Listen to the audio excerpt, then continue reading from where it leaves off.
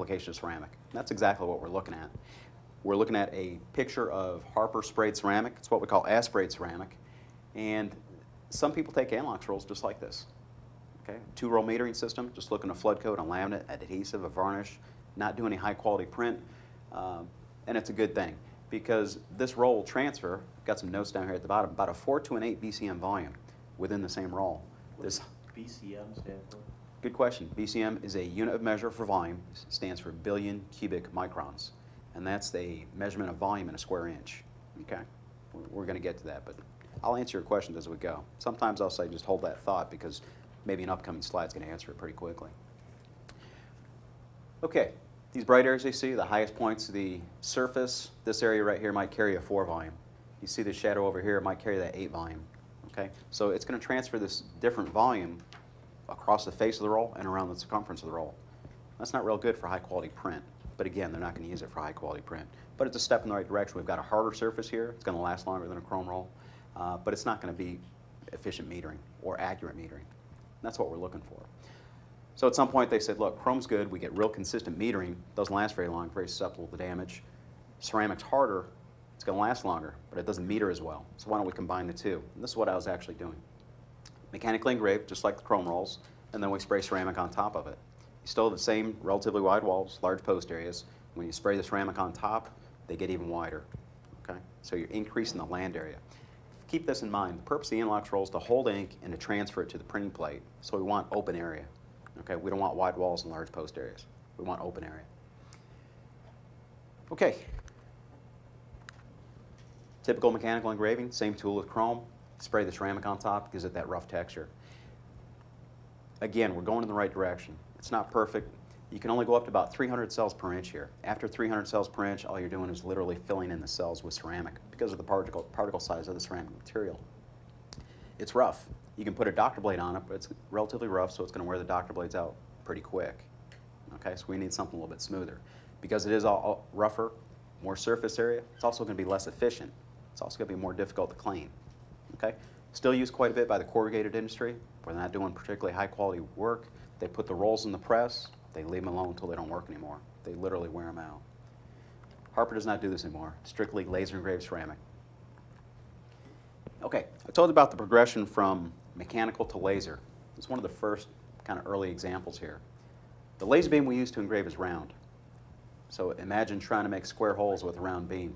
And this is, like I said, very old. This probably goes back to the early 80s, mid 80s. Here's your opening, here's your post area. That post area is about the same size as that opening. It's like printing with about a 50% tint roll, okay? It's only about 50% efficient, or has 50% opening to at least hold the ink. This is a contemporary Harper engraving, 45-degree diameter quad-shaped cell. Again, you get a feel for the wide walls, large post areas. Again, we're trying to make a square hole with a round beam. We can't nest them very close together. Since they're far apart, we have a lot of material in between them, which adds up to the walls and the post areas. Now, Russ? Mm-hmm. Okay. You probably haven't seen many Anlox rolls, have you? At least laser. Mm-hmm. With your limited experience and knowledge of Anlox rolls, you had a choice of either the rolls on the bottom or the rolls on top. Which would you put in your press? The cheapest one that'll work for me. Wrong answer. We do a real low. Wrong answer. But yeah, the top one looks like it definitely make a better print. Okay. Just from aesthetics only, right? Yeah. Think about the purpose of the roll. Hold ink and to transfer it. Open area. Okay? You can see how thin these cell walls are in the 60-degree hexes. What does it look like? We're always using analogies to get, exactly. It looks like a beehive. If we could do it as accurately as the bees did, we'd be in a lot better shape. But you know, no engraving's perfect. The examples you're looking at the top, the 60-degree hex-shaped cells, very good engraving, very high quality. But the closer you look, the more flaws you see. You know, no engraving's perfect. But yeah, it's that simple. You don't have to be an engraving expert. You don't have to be a printer to look at that and know which one you want to put in the press. Okay? Don't buy your components based on price. Okay? You can save some money.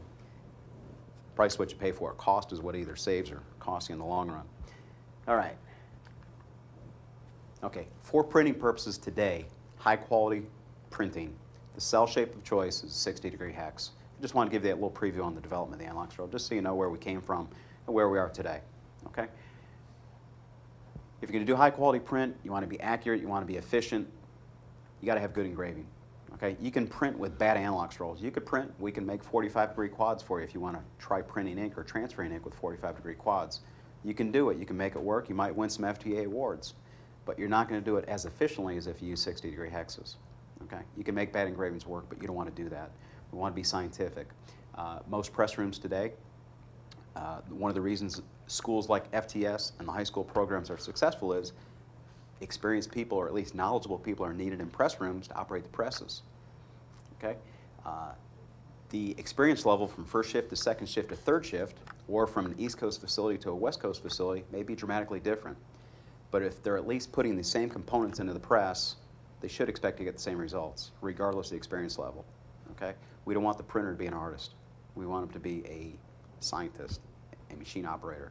We don't want him to have to be a printer anymore. We want him to be basically an operator. Okay, and there's a big difference between an operator and a printer. Okay, real important, we start with good ceramic. If we don't have good ceramic, we're not going to make good engraving. Our porosity level is less than 1%, industry standard is about 3%. Hardness rating is comparable with anything out there.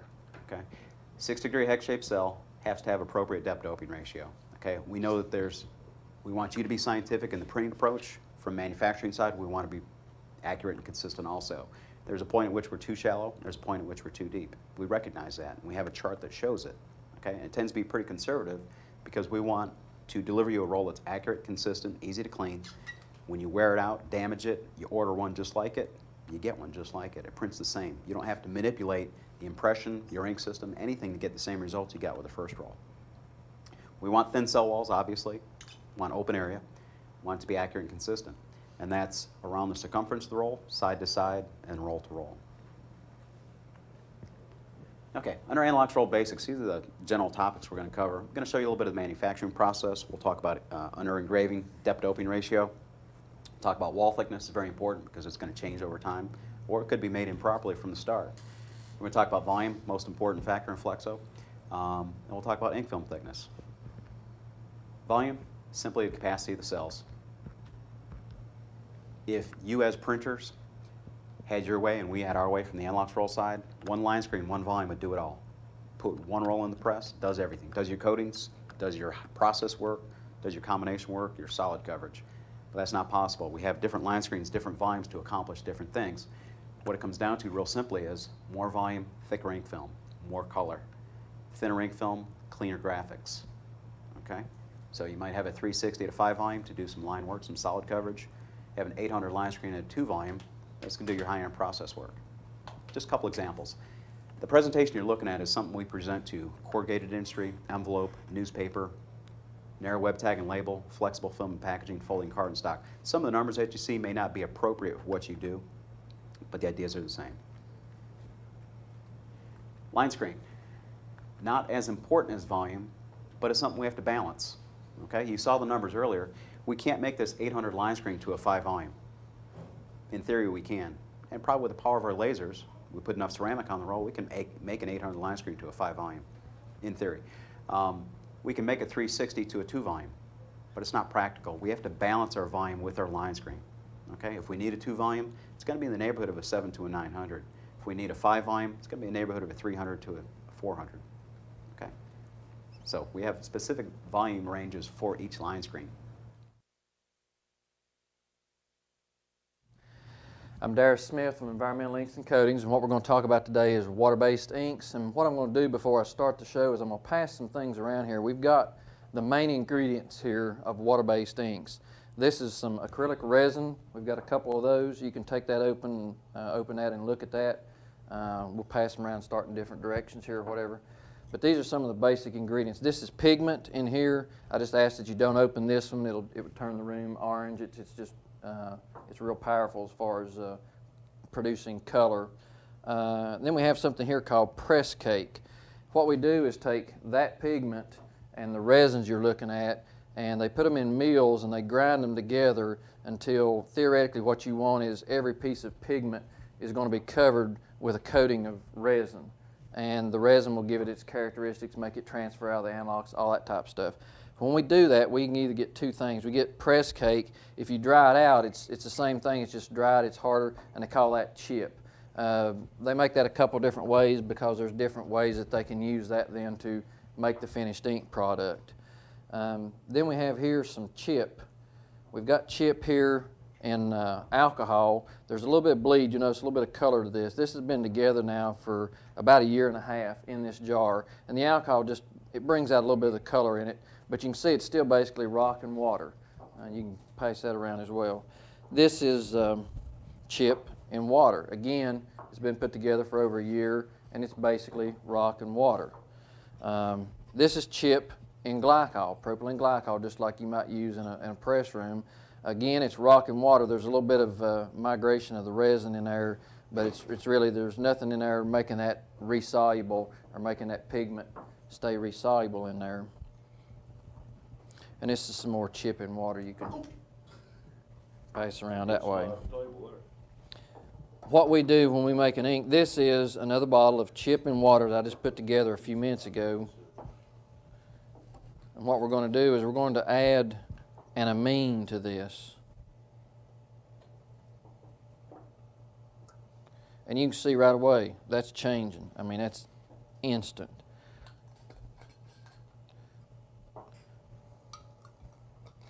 And if you compare this one to any of those other chips in water, you're still going to have some of that rock. Some of those chunks are just too big to dissolve right away. And this is not how we make an ink. It's a little more complicated than that.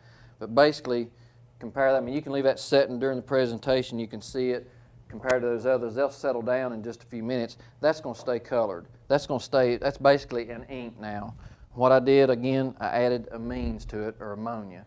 We use industrial amines just for simplification of the thing. We're going to call it ammonia. But there's several different types of amines, and we'll get into that a little bit in the program. We'll talk about some of the different amines and so forth. So basically what I showed you is the basic ingredients of ink. You have 3 major ingredients. You have your pigment, which gives it its color and its cost. That's where most of the cost is involved, is the type of pigment. They do give you fade characteristics, whether it's fade resistant, non-fade resistant, or even super fade, or what they call automotive grade pigments, which are in that super fade category. Then you have your resins, and like I said, that gives it its characteristics. That's basically like the DNA of the ink itself. That decides whether it's going to be a paper ink or a film ink, whether it's going to be glossy or matte, whether it's going to be rub resistant or not, things like that. All those things are controlled by the resins. And we usually put at least 2 resins in any ink. Lots of times there'll be as many as 3 or 4 different resins combined together to give an ink all the characteristics that we want it to have, because usually you can't do it with just one resin. It's just not that simple. And then the solvent for us is primarily water. There are some other things. There can be alcohol, those type of things. They are technically solvents, but for the most part it's water. If you guys have any questions or any part of this, this is not a class type situation. This is more of a discussion as we go along. So if you got questions, do it. If I don't cover something, stop me at the end and we'll go over whatever you want to. We'll talk about pH all the way through this presentation, basically. That is important to water-based inks. All pH is a measure of whether something is alkaline or acid. Battery acid is down around 1. Orange juice is around 3. Vinegar is around 3. That may seem like orange juice is a little close to battery acid, but each one of these steps is like a logarithmic thing. Each one is 1,000 times more acidic than the one above it, so they're really kind of far apart. Distilled water is at 7, and for the most part, water-based inks are somewhere in the range of 8.8 to 9.5, right in that general range. And we'll talk about a few exceptions to that. Your refreshes or your pH adjusters, that type of thing, they're in the 11 to 12 range. Pure ammonia is up around the 13, 14 range as far as pH. Now, a lot of people ask, well, why do water inks resist water? I mean, you've got water here. If you print it, if it didn't resist water, any amount of water, your perspiration on your skin, condensation on a label in the refrigerator section at the grocery store, all that would just wash right. It'd be like printing with Kool-Aid. You pour it on, or you print it on, and you wash it right off. What happens is we choose these resins, and when we put these resins in with ink, you have to have a high alkaline water, or the high pH, and that makes these resins and the water stay what we call soluble. They stay married together. Otherwise, like I say, all these with just water